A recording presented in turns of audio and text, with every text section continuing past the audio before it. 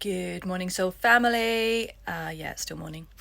Wanted just to do an update from my previous post, and thank you to everyone that has responded to that. It's been working through that energy of why it's here, what's happening. There's a lot of that fear energy coming up in the collective, and sort of that paralysis of what can we do, what can we do.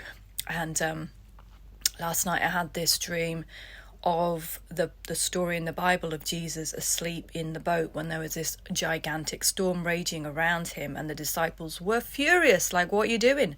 Why are you asleep? We're going to die, and the message that was coming through is the boat is the vessel, the boat is our vessel, and we can be in a state of peace when the world is storming and raging around us. But in order for that to happen, we have to go within and not look at what's happening around us outside.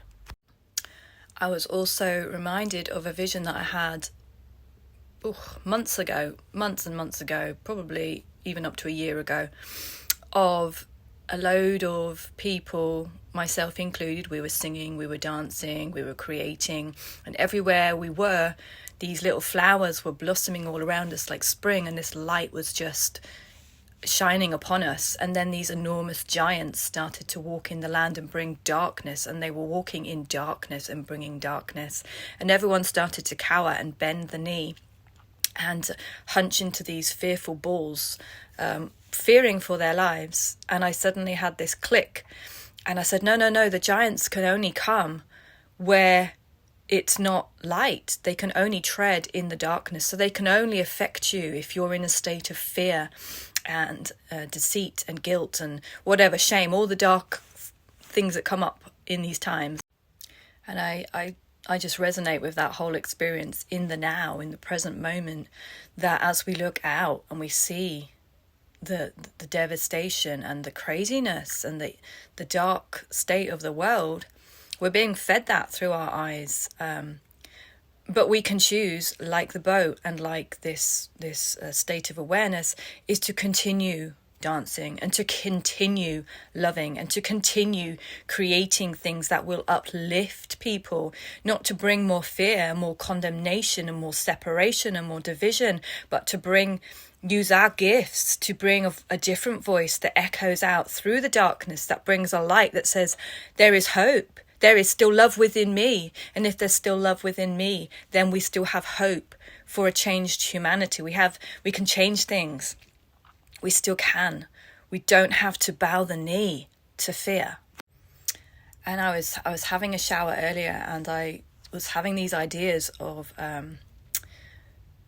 us all coming together collectively and meditating and lifting the energetic frequency of the body, which is humanity, and bringing that healing and bringing that light just by refusing to let that fear seep into our veins and our bodies and our cells. It will make us sick. It's making people sick. The fruits of sin is death. And I'm not talking in a religious perspective, because even these words seem so moldy and dusty to me, but sin is ultimately not being in that state of your true, authentic light and power and understanding that we are the Godhead, we are Christ-like, we are Christ consciousness. And that's love, joy, peace, patience, goodness, kindness. And I have been reminded, or it feels very mirroring, of all of my experiences and encounters throughout my life where I have had to and continue to forgive my enemies, or those people that have sought to harm me and break me down and destroy me. Yes, I've put up boundaries, and yes, I've stood firm, but I do not send back to them what they've tried to do to me. I see them through the eyes of love, and I continue consciously, as much as is possible, to continue forgiving day after day. I send forgiveness, I send love, because you're not in your fullness, and if you were, you wouldn't behave like this. And so I feel like it's been a preparation for the big scale of things. And actually there is a scripture in my mind that says all things work together for good.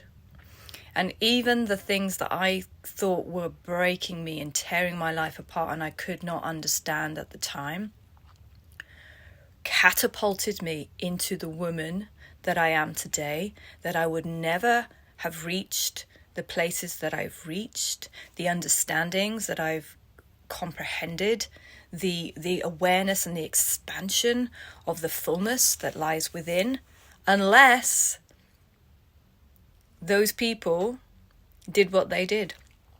They were a catalyst. And so in one sense, this is a catalyst on a very big scale for change. This is a catalyst, I believe it, for change, that this is not how we behave.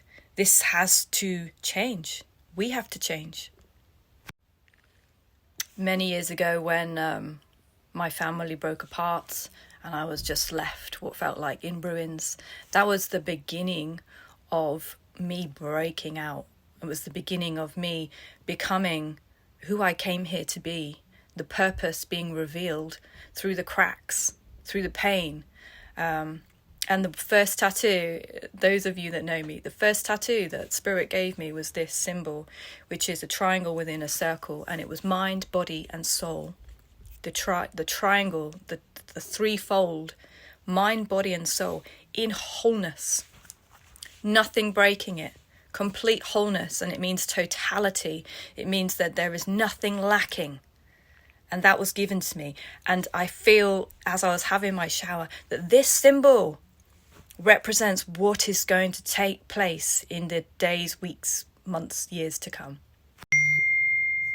And I'm hearing, when you look outside of your vessel, outside of your boat, and you see the storm, it can either, there's always a choice, it can either break you or it can make you.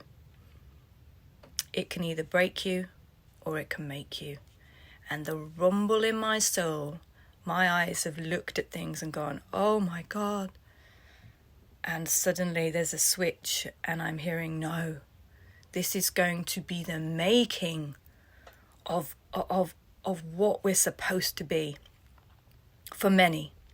Many are going to rise up in their fullness and their totality, because this is going to be the breaking point where the truth of that Christ consciousness will be revealed. Love wins. It always wins. Love you today.